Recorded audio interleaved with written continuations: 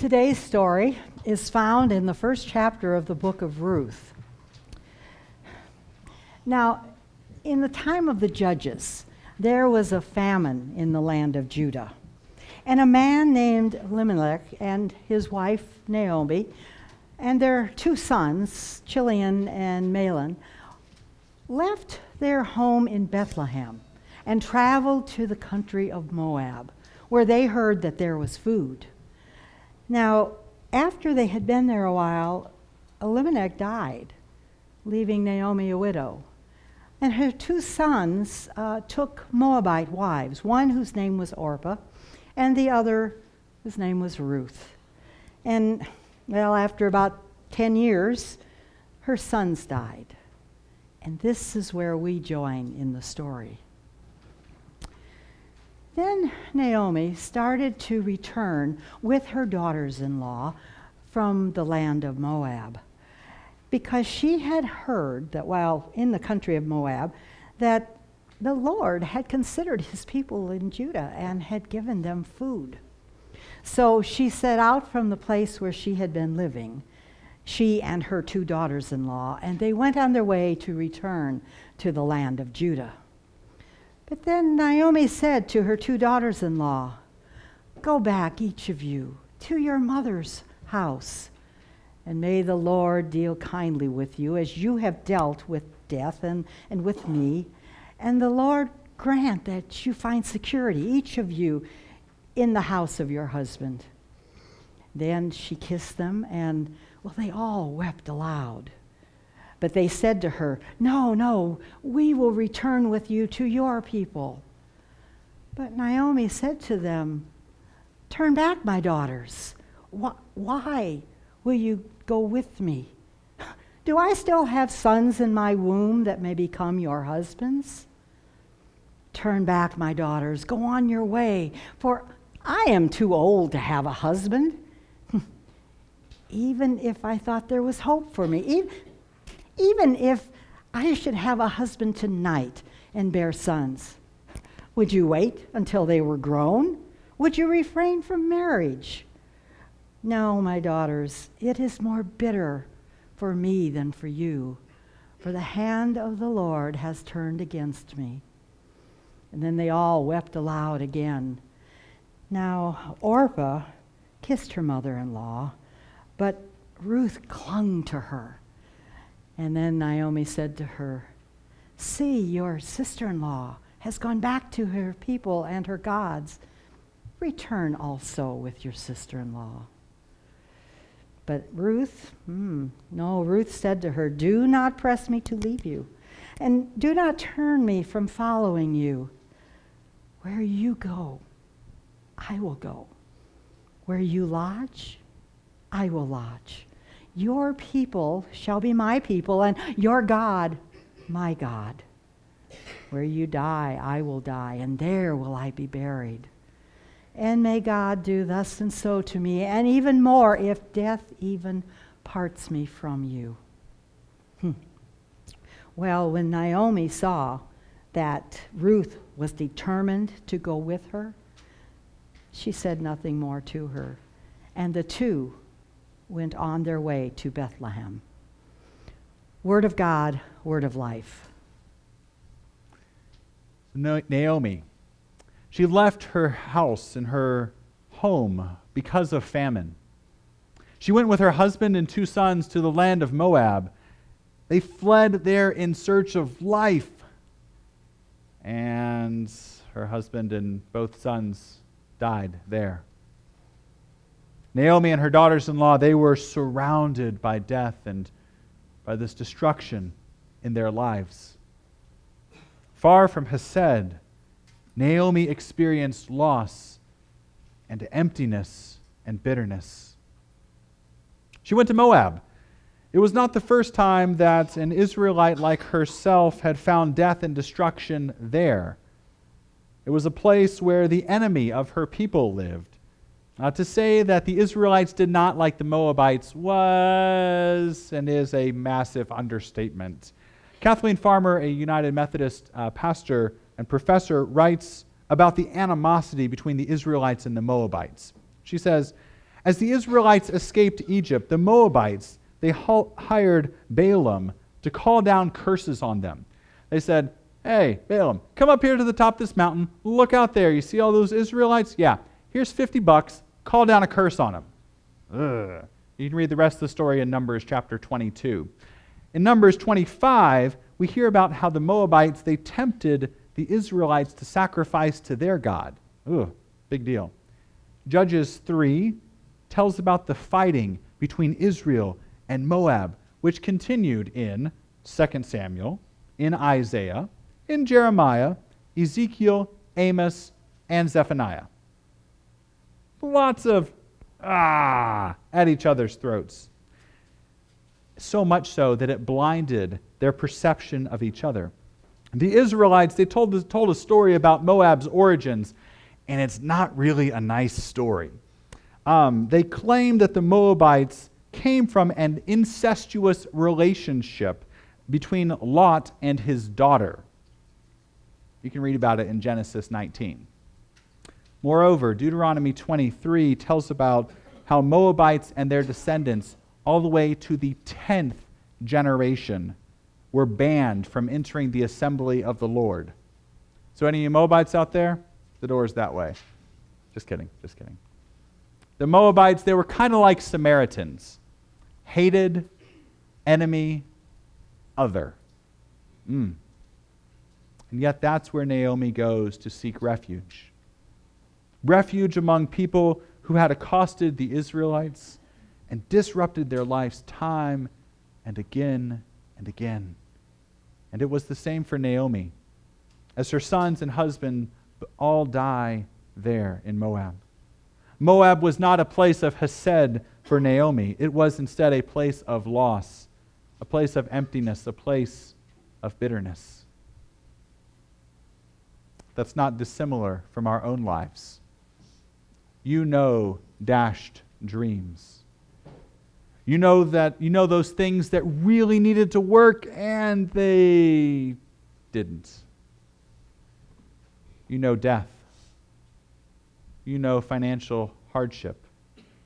You know broken families. You know relationships that just up and leave.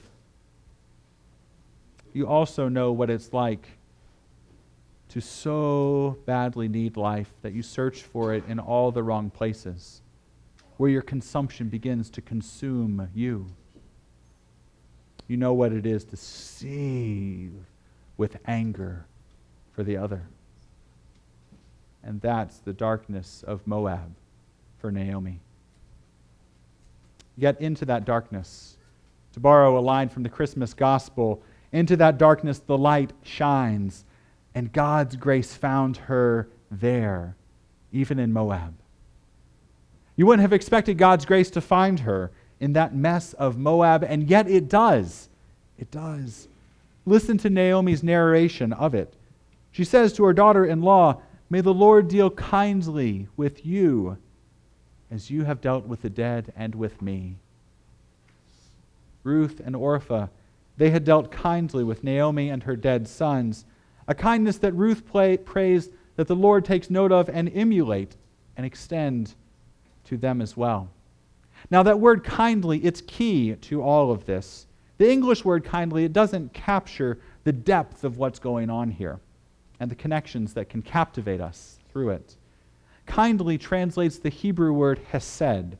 Hesed is this word up here, roughly translated H-E-S-E-D, hesed. Ruth and Orpah had shown hesed to Naomi. They had done for Naomi what they were not required to do. They had gone beyond the call of duty. The call of duty was after your husband died to kiss your mother-in-law goodbye and go home, start a new life there. But instead they stayed with Naomi. They cared for her, and they even began the journey with her back to Bethlehem. They weren't going to receive a warm welcome there. Remember the animosity between the Israelites and the Moabites? They were walking into that even. And you can feel the depth of their hesed in Ruth's speech. She goes way beyond the call of duty, and I can picture her holding on to her mother-in-law, Naomi, saying, "Do not press me to leave you and to turn back from following you. Where you go, I will go. Where you lodge, I will lodge. Your people, your God, my God. Where you die, I will die, and I will be buried. And may the Lord do thus and so to me, and even more as well, if even death separates you from me. Professor Farmer writes again that Ruth was neither legally required nor customarily expected to remain with her mother-in-law. This speech, it must be understood as an act of Hesed, showing love and loyalty over and beyond what is considered normal or expected. In this Moabite woman named Ruth, Naomi experiences Hesed, and that's where we see God's grace. As you may be picking up, Hesed is more than just kindness, like I did something nice for you. Professor Farmer points out again that Hesed in the Hebrew Bible has theological significance because it's considered an essential part of the nature of God. Hesed is frequently used to describe God's acts of unmerited grace throughout the Bible. It's the same word that's also used in Psalm 23, where we hear, "Surely your goodness and kindness, your Hesed, will pursue me all the days of my life." Or in Jonah, when he complains that you, God, are a gracious and compassionate God, slow to anger and abundant in loving kindness, abundant in Hesed. To do or to show Hesed, Professor Farmer continues, means to demonstrate loving kindness and loyalty that extends far beyond what the law requires and beyond anything the recipients expect or deserves to receive. Through this outsider, through an enemy of God's people, God's grace is manifest. Naomi didn't deserve it. She didn't expect it. She was bitter. She was empty. She was struggling, and God found her there. I bet the same God that found Naomi will find you too. Think back to your past week. Where has God found you in His grace? In your loss, in your emptiness, in your bitterness? Has God surprised you with His Hesed? Has a Moabite, maybe one of your hated others, has God shown you His grace through them? Who was it in the last month or the last year that went way over and beyond what was required to show you loving kindness? Those are all experiences of God's Hesed, God's grace, which we also experience in holy baptism. In just a little while, Charlotte will experience that. It's something that we don't deserve. God doesn't owe us, yet wonder of wonders, God reaches into our world, into Charlotte's world, through the water and the word to make us a part of His family. We deserve condemnation for our evil, and yet here in baptism, God forgives every bit of it and leads us from there into His way of life. His Hesed through these waters fills us. His Hesed embraces us. His Hesed makes us part of His Hesed family, His grace-filled family. Through these waters, God has made you part of His grace-filled, grace-enacting family for the world. It's a family not based on merit, not based on zip code. It's a family based on God's Hesed, God's grace that draws you through these waters into His presence forever and ever. Each of you, you are here by grace. And you are a part of this family because God has acted with His Hesed in your life. In these waters, you are a family infused with God's Hesed.